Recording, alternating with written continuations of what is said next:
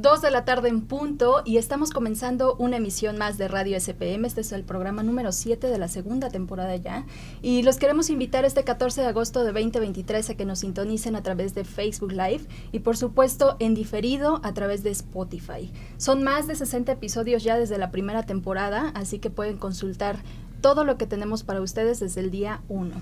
El día de hoy tenemos invitados muy especiales para todos ustedes. Estamos con, los voy a presentar de izquierda a derecha, en orden de aparición.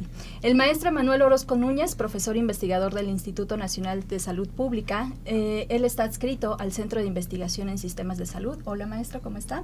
Muy buenas tardes. Todo bueno. bien, gracias. Muy bien. La doctora Ileana Heredia es profesora investigadora en el Instituto Nacional de Salud Pública y está adscrita al Centro de Investigación en Sistemas de Salud. Profesora, ¿cómo está? Buenas tardes. Muchas gracias. Y el maestro Carlos Guerrero, él es investigador colaborador del Instituto Nacional de Salud Pública dentro del Centro de Investigación en Salud Poblacional. Buenas tardes. Buenas tardes, encantado de estar aquí. Muchas gracias. Y bueno, más allá de su vasta participación en diversos temas relacionados con la salud pública, en esta tarde queremos abordar con ellos una conversación inherente a las enfermedades no transmisibles, que hace un ratito fuera del aire platicábamos, que son enfermedades crónicas no transmisibles, ¿no? ¿Por qué crónicas? Porque continúan, no se curan, uno vive con ellas hasta que culmina esta etapa, ¿no? Entonces, estas son causadas por una combinación de factores genéticos, de factores fisiológicos, de factores ambientales y por supuesto también de comportamientos no saludables. Por ejemplo, la diabetes, el sobrepeso, la obesidad, entre muchísimas otras.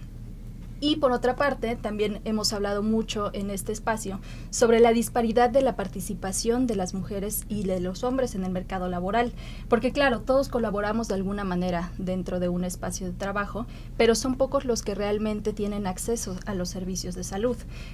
¿Por qué es relevante este planteamiento? Bueno, cuando tienes un empleo formal, tienes acceso por ley a servicios de salud y entonces la brecha de campo laboral también ejerce un parteaguas dentro de la brecha de género dentro del campo de acceso a la salud. Hoy queremos hablar con ellos sobre las inequidades que existen al momento de recibir atención en los sistemas de salud por causas de género. Pero para iniciar esta conversación, a mí me gustaría empezar, maestra Ileana, que nos comparta qué entendemos como género y por qué se le considera un importante factor en la determinación social de la salud. Sí, gracias. Efectivamente, el género representa uno de los determinantes sociales de la salud más importantes y es relevante considerar esto y tenerlo presente siempre en todos los análisis que hagamos en relación con la salud y la determinación social de la salud y básicamente parte del entendimiento o de la comprensión de que mujeres y hombres, ¿sí?, responden, primeramente están expuestos a riesgos diferenciados en el curso de su vida, luego responden de manera diferente en los comportamientos saludables o no, y luego también, como tú lo has señalado, muchas veces mediado por la posibilidad de tener o no aseguramiento para la atención a la salud, pues tienen accesos diferenciados a los servicios de salud. Esto determina también unos resultados diferenciados en salud, o sea, la posibilidad de acceder y de beneficiarse de los servicios de salud también están diferenciados por parte de hombres y mujeres. Entender esto es crucial para enfocar todas las acciones y políticas y programas de salud, y es un poco sobre lo que queremos platicar hoy, de la relevancia de incorporar esta perspectiva de género utilizando un trazador importante que son las enfermedades crónicas no transmisibles. Es decir, no solo hablamos de esta parte de ser hombre o ser mujer, que por sí mismo ya implica una dependencia hacia una u otra enfermedad, ¿no? Porque por supuesto las mujeres se enferman de una cosa y los hombres se enferman de otra cosa simplemente por el hecho de tener ese género, ¿no? Anteriormente realizamos un planteamiento, pero para profundizar en esta parte me gustaría preguntarle, maestro Carlos, ¿a qué nos referimos cuando hablamos de género y enfermedades no transmisibles? ¿Cuál es esta correlación?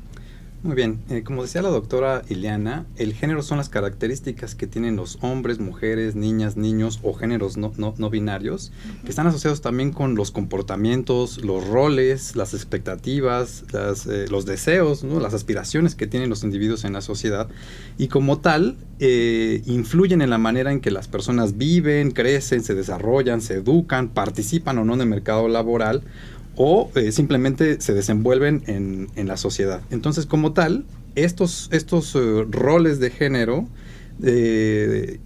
determinan de manera muy crucial la manera en que las personas se enferman. Por ejemplo, si las mujeres están socialmente, ¿no? como un constructo social, que aquí también vale la pena enfatizar que el género es un constructo social, más allá del sexo, ¿no? Que es una cuestión biológica, fisiológica. Sí. Si las mujeres, por ejemplo, están por sus roles de género más cercanas a actividades de la cocina, por ejemplo, en algunos lugares del país donde se producen los alimentos con leña, por ejemplo, esa actividad puede estar siendo un factor de riesgo muy específico para las mujeres para desarrollar enfermedades respiratorias crónicas. Y lo mismo sucede para los hombres. Si los hombres están en estos roles de género, que insisto, son construcciones sociales, en actividades productivas, en una labor de proveeduría del hogar, puede ser también que se estén enfrentando a ciertos riesgos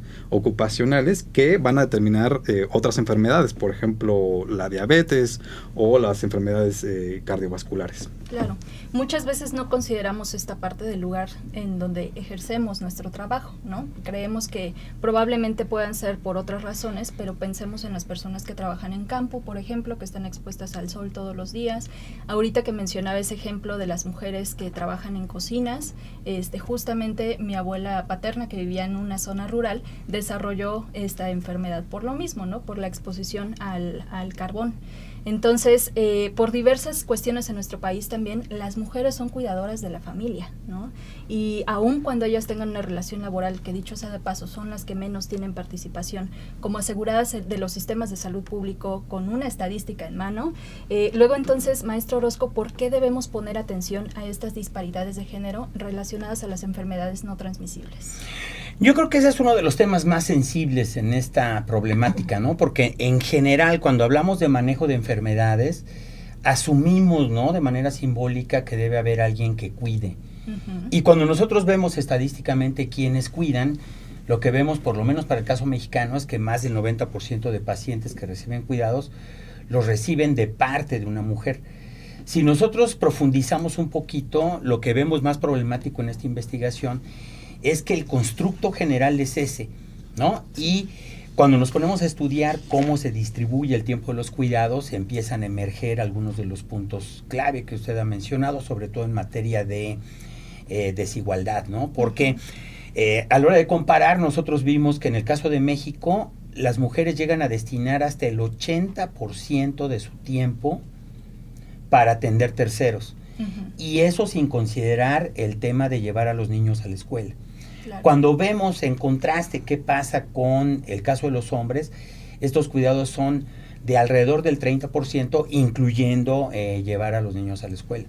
Esa pequeña o aparente diferencia, si nosotros la escalamos, se vuelve más tremenda, ¿no? Porque en el caso de mujeres jefas de hogar, por ejemplo, que aparte cuidan personas, esa combinación empieza a generar riesgos sociales que no habíamos contemplado, porque el tiempo de cuidado o el tiempo de traslado que emplean estas personas para llevar a sus parientes las lleva a tener menos oportunidades laborales, por ejemplo, o a enfrentar situaciones de carencia en el hogar por la compra de una serie de insumos que sabemos, por desgracia, no se proveen al 100%, sí. Y en esos casos aumenta la carga.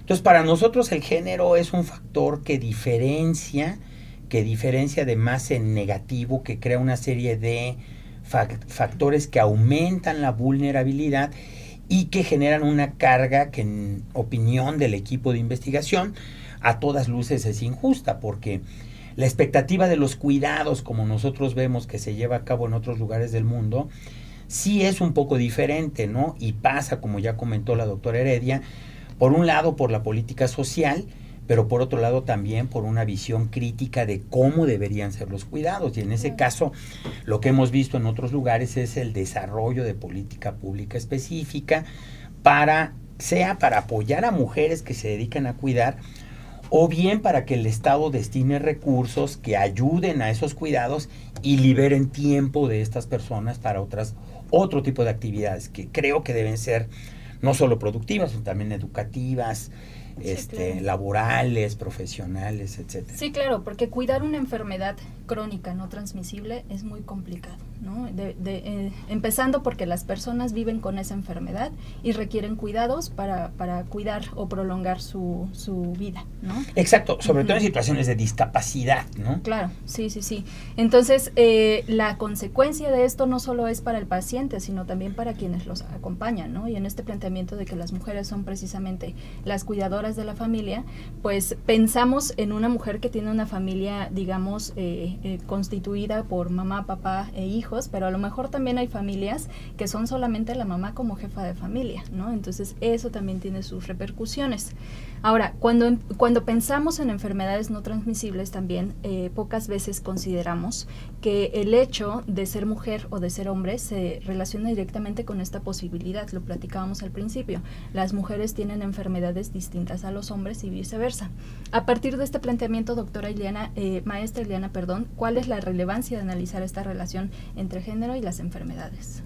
Sí, en México se ha documentado, y el proyecto que nos trae acá, que justo se centraba en ver este vínculo de las enfermedades crónicas no transmisibles y el género, demuestra que si bien en el país ha habido avances en términos de tratar de conquistar esa igualdad, ¿no?, entre hombres y mujeres en diferentes aspectos sociales, incluyendo la salud, todavía existen muchas áreas de oportunidad para poder incidir en la política pública, ¿no?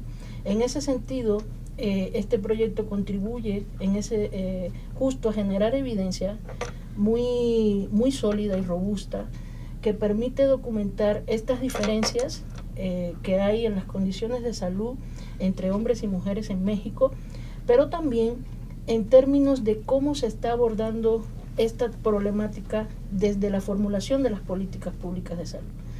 Como parte del proyecto se hizo una revisión de programas sectoriales de salud, de el enfoque de muchas instituciones, incluso con un enfoque de género por definición, y todavía había muchas posibilidades de poder incidir ahí, ¿no? De llevar toda la parte programática, legislativa y demás, a ver la participación o la relevancia del género y las enfermedades crónicas, no solo pensando en las áreas de oportunidad que habitualmente se ven, como son erradicar la violencia contra las mujeres, en lograr un cumplimiento de derechos sexuales y reproductivos, sino también en las enfermedades crónicas, que es algo menos tocado en las partes de los programas sectoriales de salud, que se enfocan más al cáncer, por ejemplo, de la mujer, ¿no? Pero sí, claro, no aborda estas enfermedades como la diabetes, la hipertensión, enfermedades cardiovasculares, que, como se documentó en el proyecto, sí hay una diferenciación en términos de cómo se afectan hombres y mujeres por estas enfermedades. Ahora, parte de la labor de Radio SPM es acercar el conocimiento a nuestra comunidad, a nuestra audiencia, y en ese sentido a veces nosotros estamos dentro de una población, de una comunidad, pero no nos damos cuenta de las diferencias abismales que existen, ¿no? Ahorita estamos hablando de género, pero pueden ser muchas otras razones, y es muy importante que proyectos como el suyo sean comunicados en el sentido de que a veces no lo consideramos y es relevante para nuestro día a día. Platicábamos que las enfermedades, por ejemplo, no nada más es esta parte de atender al paciente, sino que hay gastos no contemplados, como traslados, alimentación, etcétera, etcétera, que formalmente los servicios de salud no contemplan ese rubro, ¿no? Entonces todo influye en esta, vamos a llamarle, carencia de servicios de salud para la población, Y maestro Carlos, desde sus condiciones económicas también influye hasta incluso el lugar donde viven, porque hay lugares, como lo platicábamos anteriormente, menos desarrollados que otros. Dentro del mismo país hay unas brechas demográficas impresionantes, ¿no? Desde esta perspectiva, ¿qué nos podría decir sobre las principales consecuencias en la salud? Hablemos de lo económico, pero también de lo social, claro, de la interacción entre género. Con gusto. Como mencionábamos, las enfermedades no transmisibles tienen diferentes consecuencias que además también están exacerbadas por el género. Y en particular me gustaría hablar de que las enfermedades en general, en particular las no transmisibles, generan consecuencias de daños a la salud que se pueden medir de diferentes maneras. En el proyecto la medimos con dos métricas principales. Una tiene que ver con los años de vida ajustados por discapacidad y también la mortalidad. Al respecto, el estudio, y yo les invito a todos a ver el artículo que ya tenemos publicado, nosotros encontramos que la carga de la enfermedad por 5 enfermedades está claramente diferenciada según el género. Nosotros consideramos la diabetes, los cánceres, las enfermedades cardiovasculares, las enfermedades respiratorias crónicas y la enfermedad renal crónica. Entonces ahí, para el caso de México, lo que encontramos es que de manera, llama mucho la atención que para el caso de diabetes, la carga de la enfermedad ha crecido muchísimo para ambos géneros, pero particularmente para el caso de los hombres. Uh-huh. Y esta carga de enfermedades diferenciada según género, por ejemplo, para las mujeres, ha crecido más que para los hombres.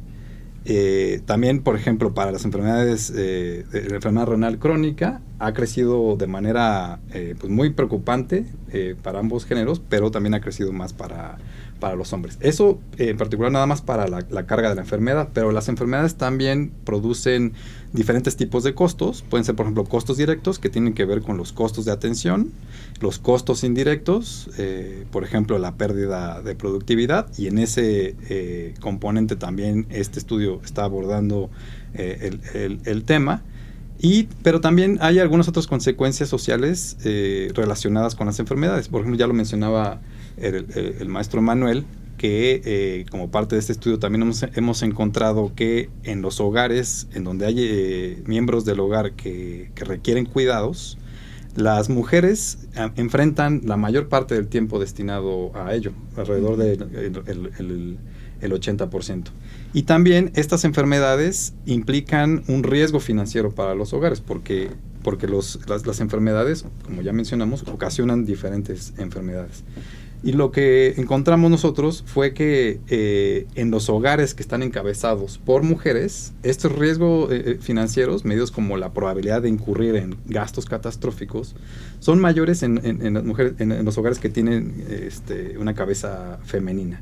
Y esto se exacerba en los hogares que tienen miembros del hogar adultos mayores. Y también, en relación a lo que mencionabas, hay mucha heterogeneidad en todo el país. Estas diferencias o estas inequidades también se exacerban en los estados del país que tienen un menor nivel de desarrollo económico. De desarrollo, ok.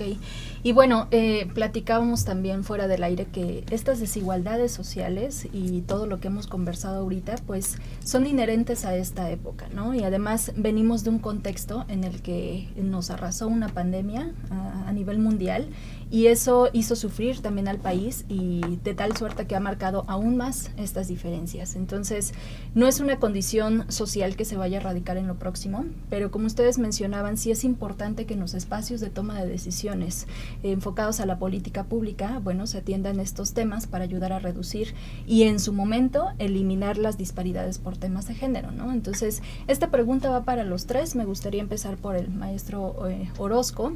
¿Qué recomendaciones podrían hacerse para que el sistema de salud aborde con criterios de equidad los problemas de salud y las enfermedades no transmisibles, considerando, claro, el género de la población mexicana?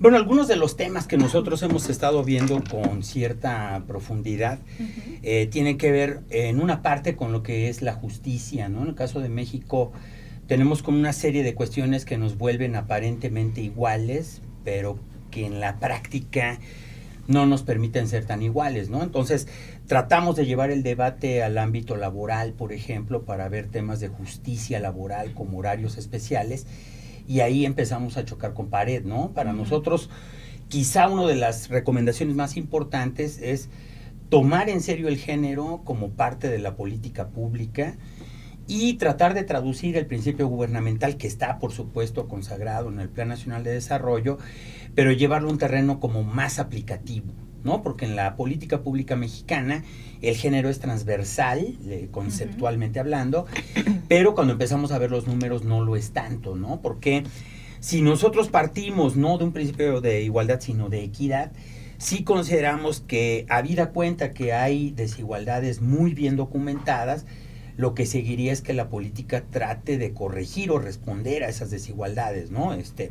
Como la vulnerabilidad económica, la vulnerabilidad laboral, y para no robar mucho espacio también el asunto del acceso a los servicios, que no pasa por decir que todos tenemos la misma oportunidad, ¿no? Ahí, de alguna manera, la política laboral, en opinión de algunos de nosotros, tiende a proteger un poquito más a los hombres, asumiendo que los hombres somos proveedores, pero ya el Instituto de las Mujeres, el Centro Nacional de Equidad de Género, ha estado documentando, y nosotros lo hemos corroborado en la práctica, que los hombres, por ejemplo, en materia de divorcio, no somos necesariamente responsables con las pensiones, y ahí es a donde creemos que tendrían que entrar mecanismos un poquito más coercitivos para poder hacer realidad este tipo de derechos. Claro. Maestra Ileana. Sí, aparte de esta visión transversal del género en todas las políticas públicas, creo que pensando en el enfoque sectorial en el sistema de salud, deberíamos tener la aspiración de tener un sistema de salud sensible al género. Y cuando me refiero a tener un sistema de salud sensible al género, es justamente que comprenda toda esta relación que hemos tratado de explicar aquí en estos pocos minutos, y la plataforma en la cual puede sustentarse esa posibilidad es justo, y lo platicábamos también antes con los compañeros, el fortalecimiento de la atención primaria de la salud. La APS, como estrategia de salud, tiene 3 pilares que pueden servir de sustento a un sistema de salud sensible al género, que tiene que ver con las políticas de las que hemos hablado en esta tarde. En segundo lugar, con el empoderamiento de las poblaciones y las comunidades, especialmente de la mujer. La mujer empoderada sería el punto de partida para lograr todo esto. Y lo otro es los servicios de salud que permitan entonces tener todo el acceso con calidad y con potencialidad de alcanzar el máximo de salud posible, tanto para hombres como mujeres. Entonces, yo creo que esa es la ruta, es el camino. Es decir, no estamos desde cero, ¿no? Ya tenemos ejemplos claros de cómo podríamos hacerlo, y el punto aquí es hacerlo notar a estos tomadores de decisiones. Maestro Carlos. Sí, yo considero que el enfoque de género debe estar presente en todos los instrumentos de planeación y debe venir desde el Plan Nacional de Desarrollo, los programas sectoriales, los programas institucionales, por ejemplo el del IMSS o el del ISSSTE, pero además también bajar y permear a otros niveles, por ejemplo los protocolos de atención y las guías de práctica clínica, para que consideren todas estas características asociadas con el género de las personas. Y de manera muy importante también considero que es necesario respaldar todos estos que a veces resultan como buenos deseos con un soporte financiero que esté de manera explícita especificado en los presupuestos, porque si no hay un presupuesto que además después se pueda fiscalizar de manera transparente, pues realmente todo puede quedar en letra muerta. Claro, sí, y todo este trabajo se quedaría solamente ahí, ¿no? Y hablando específicamente de su trabajo de investigación, porque para la audiencia que nos está escuchando en este momento y que nos está viendo, estos son resultados de una investigación que ustedes han hecho. Entonces me gustaría, maestro Orozco, si nos puede platicar un poquito sobre la experiencia de cómo es hacer investigación y de dónde surgió esta curiosidad, este planteamiento de poder hacerlo así.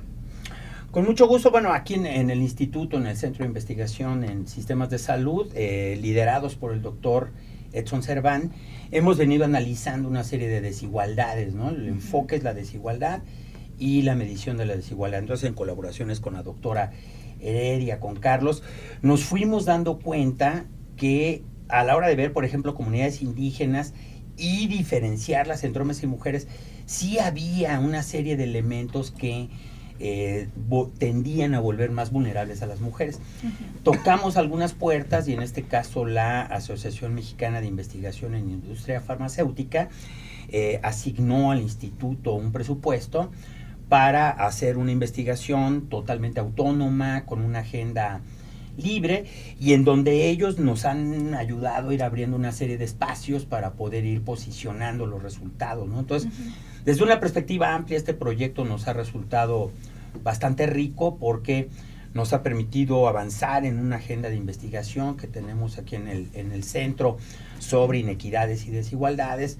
Nos ha permitido desarrollar una colaboración público-privada que consideramos que va a ser muy exitosa, y al mismo tiempo nos está permitiendo generar productos académicos que nos van a servir no solo para nuestra agenda de investigación, sino también, como sugiere, para nuestro trabajo docente, ¿no? Este tipo de resultados nos interesa que lleguen también a las aulas y que nuestros alumnos se habiliten para analizar y generar resultados importantes. Ahora, si alguien de nuestra comunidad, no solo académica, sino también de la población en general, quisiera acceder a este estudio, ¿en dónde podemos encontrarlo? Bueno, pues muchas de estas publicaciones están en las bases de datos de publicaciones científicas, pero con acceso libre, ¿no? Nada más que sí habría que direccionarlos un poco a dónde, a qué sitio, qué link podrían, y con gusto nosotros podemos proporcionarlo. Y en este caso yo creo que pueden escribir directamente al doctor Edson Servan, es eservan@insp.mx, y como nosotros consideramos que el conocimiento es de acceso abierto, tenemos a disposición las bases de datos o lo que la comunidad quiera consultar para profundizar en el tema. Es que no solo es crear conocimiento, sino también compartirlo, ¿no? Al final de cuentas, entre más compartamos este conocimiento, pues vamos a crear mejores sociedades. Quisiera, por último, culminar con un mensaje final, si quiere, doctor Carlos. Claro, con gusto. A mí me gustaría exhortar a las personas que nos están viendo a hacer una reflexión personal, como individuos, como investigadores, investigadoras, como también como personas tomadoras de decisión, de que el género realmente permea todas las actividades que hacemos de manera cotidiana. Entonces, hacer esa reflexión de cómo es que también está determinando las diferentes condiciones en salud que tenemos. Entonces, cuando hagamos esa reflexión muy profunda, muy personal, nos percataremos de que el género es uno de los determinantes más importantes de la salud, y entonces vamos a actuar en consecuencia. Gracias. Maestra Ileana.